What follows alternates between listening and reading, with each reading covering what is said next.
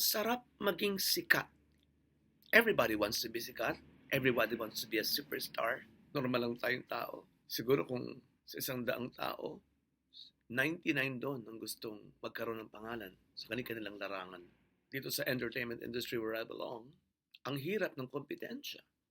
Kakatuwang ungkatin ang nangyari sa buhay ng ilang mga tao na nagsimula sa scratch o nagsimula sa maliliit na estado pero ngayon ay talaga namang zoom, super sikat. And I really envy them, Hindi siguro ganun kasing grabe, 10 years or 20 years ago when I was still younger. But still, the passion is there. The passion to shine and to compete and to be talked about in one way or another ay isang bagay na natutuwa rin ako kahit sa iba nangyari. One of those people is Maine Mendoza. Now, there is one feature kung saan ikinwento ni Maine kung paano siya nagsimula, kung gaano siya naloka sa biglaang mga pangyayari. Interview ngayon, then after 2 days ay nasa national television na siya. Oh my God. Kaloka talaga, kahit sino would be feeling what she felt then.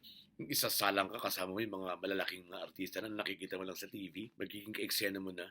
And the rest is history. Gaya nga ng sabi nila. Let's watch this.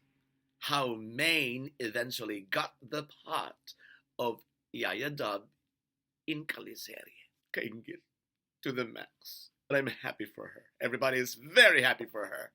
Let's go! Wala talaga akong binastan kasi nakita ko pagdating ko doon, nakita ko sila may mga dalang gitara, parang may edge na sila. Para sa akin, wala lang, normal na tao. Pero pag uwi ko, naisip ko na, ay wala na. Wala akong chance dito. Pero yun, proud naman ako kasi tinry ko pa din. Pumunta pa din ako, sinubukan ko. Sinabi sa akin na antay na lang yung tawag. Siyempre, gano'n naman yung mga sinasabi. Di ba kapag nag-a-apply, kapag nag-audition, antay na lang yung tawag. Pero kung hindi ka rin nakatawa. Pero ako, tinawagan ako. Tinawagan ako.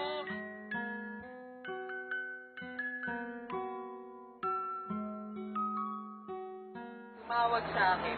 Una kasi niyan, nag-comment sila sa Instagram post ko. Medyo na-upload ko na rin yun, viral na rin yung video ko noon, kaya marami na rin nag-search sa Instagram, marami na, medyo mangilan-gilan na rin yung mga nag-comment. Sa kanong ko, sabi niya, Mama, I hope you don't mind. Sabi ko, Okay. yes. So, hilo-hilo pa ako.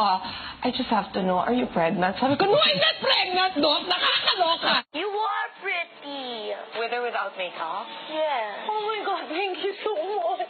Oh, ang swerte ko. Tapos nakita nga ako na parang, ano ba yung exact na sinabi? Parang gusto daw ako, kausapin, sa Itbulaga yun. Tapos naalala ko, kasama ko pa yung friend ko noon. Tapos parang nag-iisip pa kami kung, totoo ba to? Ganito, ganyan. Iniwan yung number dun eh. Pero syempre, nung nakita ko Itbulaga, syempre nagot ako sa Hello Itbulaga. Sino pa naman ang hindi nakakaalam sa Itbulaga? Ang ginawa ako, pag-uwi ko agad, tinext ko. Actually, hindi pa ako nakaka-test dito. Tapos ayun, tinawagan ako, ini-invite ako kung na mag-audition sa Itbulaga. Actually, pag nakasabi interview, akala ko, interview lang, makakasabin lang, casual lang. Hindi ko alam na may audition, kaya hindi ako nakapag-prepare.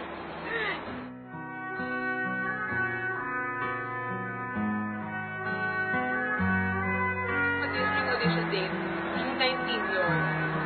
June 19 yun, naalala ko kasama ko rin yung tatay ko, yung nanay ko, sa Itbulaga. Tapos, meron akong makakasabay na mag-audition. Tapos nung pagdating ko doon, kinabahan na ako. May kaba factor. Hindi ko kasi na-expect na marami kami. Na-expect ko ako lang. Kapal na mukha ko ako lang. Hindi na-expect ko konti lang. Siguro mga 2, 3. Pero pagdating ko doon, medyo mangilan-gilan din kami. Tapos nakita ko sila na, alam mo yung parang talagang mag-artista talaga. Yung mga typical itsura ng artista. Tapos, alam niyo naman yung itsura ko, hindi naman, pang normal average lang naman tong babae. Tapos, bigla ako susunod tong, ayan, yung itsura kong to, di ba? Parang naisip ko na, ay wala, parang wala na akong pag-asa dito.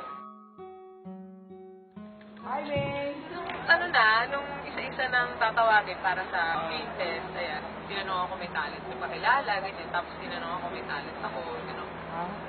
Sanay daw ba ang kumanta? Sabi ko, hindi, sanay daw ba ang kumayaw, hindi rin. Ano kaya kong gawin? Wala po, papangit. Kasi, yun lang naman yung doon naman ako nakilala, doon naman ako discover sa pagpapapangit ko ng mukha, sa pagtulog ko ng mukha. So yun na lang yung nasabi ko. So hindi talaga ako nakapaghanda ng kahit na. Hindi akala ko interview. Tapos pinaarte ako doon. Ano yun? Crispin Basilio. Ako first time ko yung ginawa kong buhay ko. First time. Isa ka nga. Hanapin mo si Basilio at si Crispin. Totoo po. Oo. Pero nung moment na gusto ko nang umatras. Kasi nahihiya ako. Hindi naman ako sanay sa mga ganong bagay.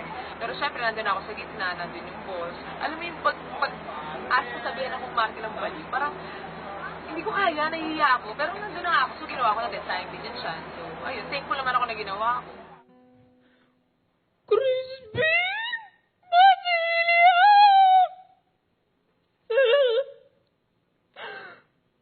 Asan na kayo? Bakit ka natatawa? Nahiya po kasi ako first time kong... Anong tinawagan ako eh? Sinabi sa akin, Thursday nun eh.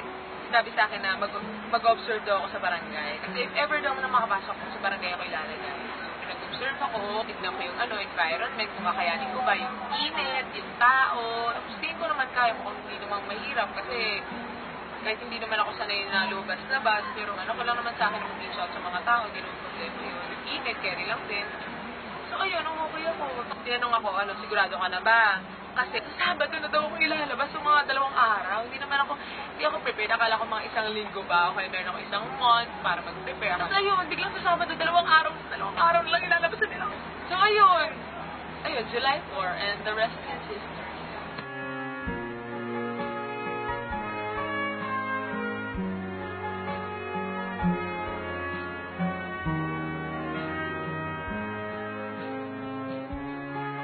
Hindi naman lahat ng tao na nabibigyan ng chance na makasali sa longest running time show. Yung mga dito talaga mga artista. Ako, from nobody, nabigyan ako ng chance na maging host dito, na maging parte ng grupo. So, isang napakalaking karangalan sa akin, na mapabilang talaga dito. Ewan ko, ang saya sa feeling eh, parang, kasi ang saya talaga swerte na talaga! Pag iniisip ko, wala, ang saya talaga. Tapos ako, okay na ako na mag-host lang dito forever. Habang buhay, for the rest of my life, hanggang sa mamatay ako, okay lang na wala akong gawin dito sa showbiz, basta mag-host lang ako. Kung saan ako nagsimula, doon din ako.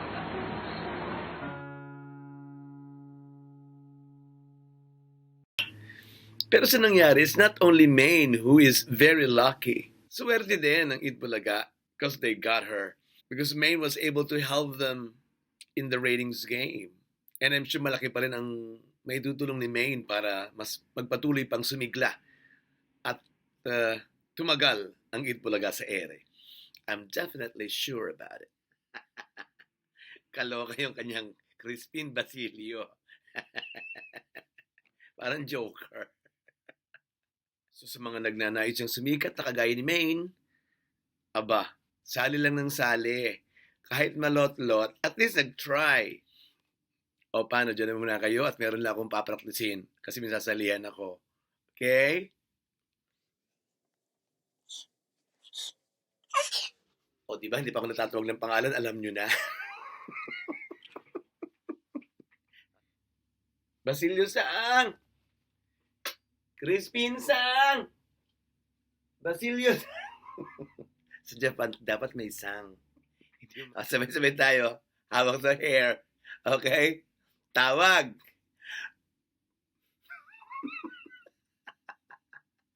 Nahiya. Huwag na kayo mahiya. Okay?